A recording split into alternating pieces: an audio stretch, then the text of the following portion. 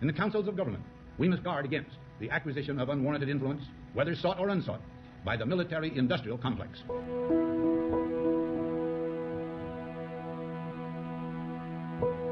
Every gun that is made, every warship launched, every rocket fired signifies, in the final sense, a theft from those who hunger and are not fed, those who are cold and are not clothed.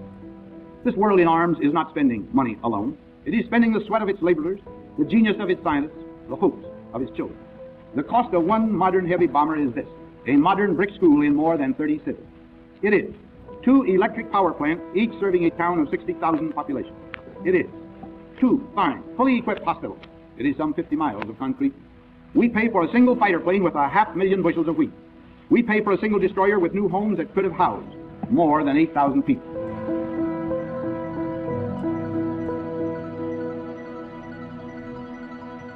We cannot keep giving more money to the Pentagon than it needs when millions of children in our country are food insecure, when 140 million Americans cannot afford the basic necessities of life without going into debt. At this very moment while I am recording this video, extremely terrifying things are happening in the world. Iran and America are now at war. Yes, a very large war has already begun.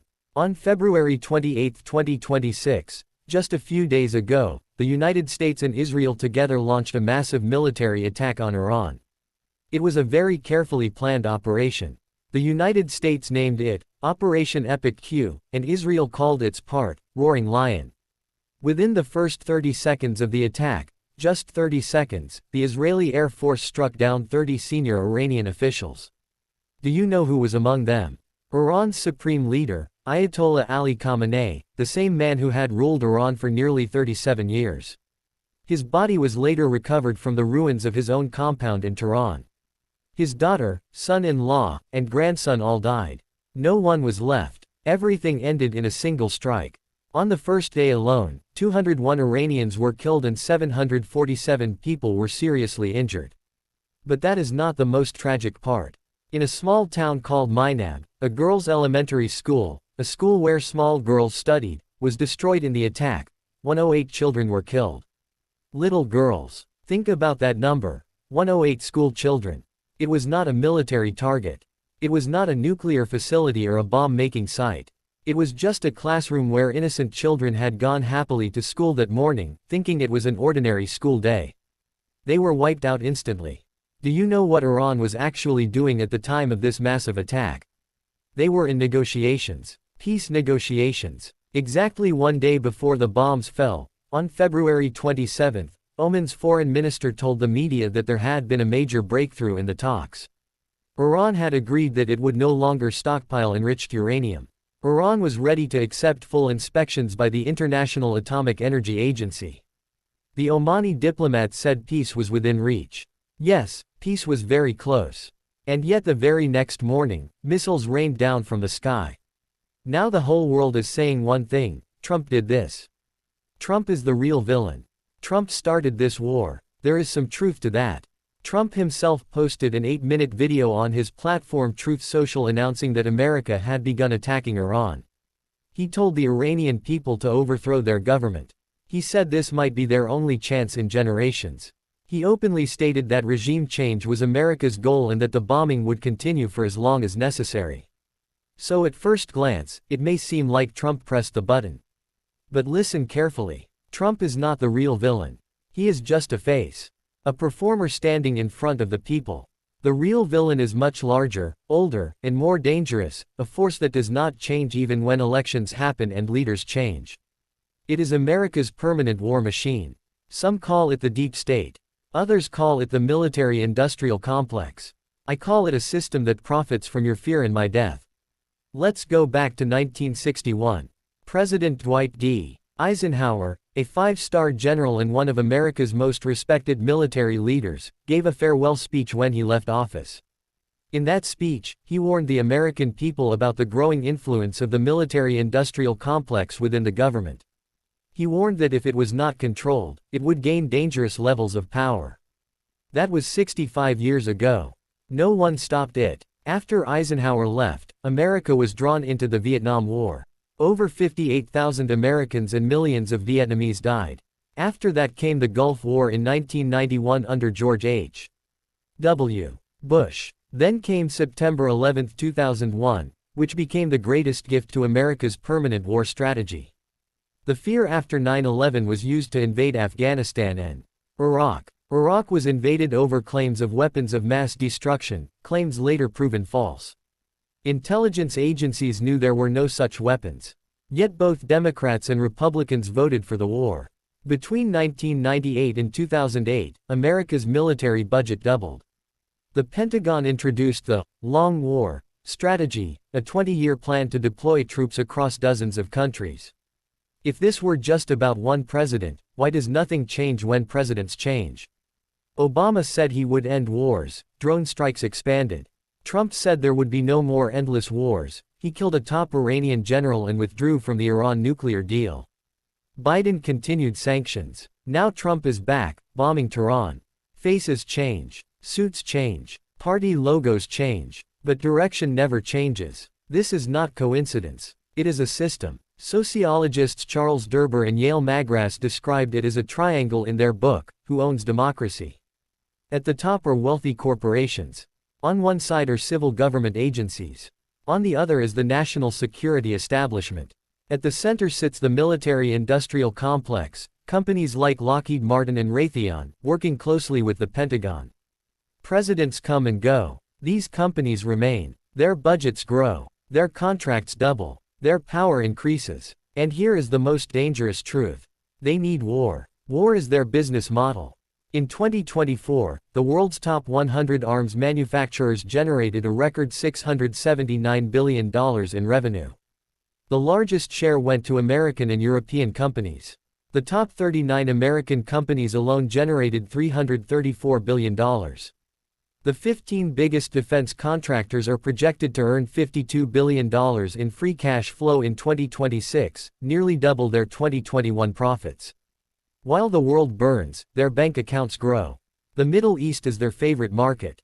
Despite global protests over Gaza, demand for Israeli weapons did not decline. Since October 2023, Washington approved over $32 billion in military aid to Israel.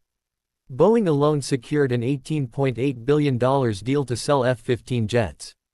Who pays for this? Ordinary taxpayers. Military financing to Israel has risen from $3.3 billion to $6.8 billion annually. Whenever war starts anywhere in the world, these companies' stock prices surge. When the U.S. killed General Soleimani in 2020, Lockheed Martin's stock rose 3.6% in a single day, and Northrop Grumman's rose 5.5%. For them, war is not tragedy. It is quarterly earnings. After the bombs fell on Iran retaliated with hundreds of missiles and drones, targeting not only Israel but also U.S. bases across the Gulf. Al Udeid in Qatar, Ali Al Salem in Kuwait, Al Dhafra in the UAE, and the U.S. Fifth Fleet headquarters in Bahrain. Civilians were killed in Tel Aviv, the UAE, and Syria. The Strait of Hormuz, through which 20% of the world's oil passes, was shut down.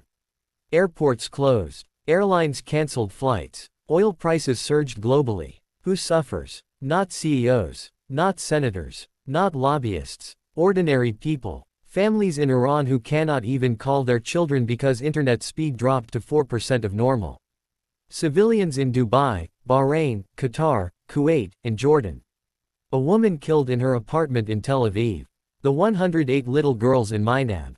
And this does not affect only the Middle East. When Hormuz closes, oil prices rise worldwide. Cooking gas prices increase. Petrol prices increase. Inflation hits the poorest people the hardest, whether in Kerala, Nigeria, Indonesia, or South America. This is a pattern. Iraq, Afghanistan, Libya, Syria, Yemen, now Iran. Create or exaggerate a threat. Justify military action. Stocks rise. Contracts flow. Rebuilding contracts are awarded. Then tell citizens it was done for their safety. That is the permanent war economy. Corporate money plus military power plus political influence. That triangle has kept America in near constant war for over 60 years. Even after the Cold War ended, Pentagon budgets kept growing. The U.S. has over 700 military bases in more than 70 countries. The defense budget never truly decreases. And here is the darkest part. Some Iranians are celebrating Khamenei's death. But Iraqis celebrated when Saddam fell. Libyans celebrated when Gaddafi was killed. What happened after? Chaos. Power vacuums. Extremism. More suffering. This war machine never truly liberates nations. It destroys systems and leaves behind even greater disasters. Trump told Iranians, "This is your moment. America stands firmly behind you." But history shows what usually follows such promises. Yes, he did say that. But this same America once said the very same words to the people of Iraq. And what happened there? American companies received Iraq's oil contracts. American contractors got the reconstruction deals. American military bases remained there for nearly 20 years. After all that, do you know what the poor Iraqi people got in return? A completely destroyed country of their own. Nearly 1 million dead. And then ISIS. That is all that was left for those people in the end. So after understanding all these big truths, what should we do now? The first thing we must do is stop linking this entire problem to just one individual. Saying that Trump alone is responsible and blaming only him is like shouting at a shadow while the real figure stands hidden in the darkness. Trump is merely a symptom. Biden was merely a symptom. Bush was another symptom. The real disease is this never-ending war system in that country. Exactly 65 years ago, Eisenhower warned us about it, the military-industrial congressional intelligence complex. That is the real illness here. Second, we must carefully observe where the money flows. Whenever a war begins somewhere, just look at who benefits the most. Look at the defense contracts. Look at how their stock prices change. Look at the lobbying numbers.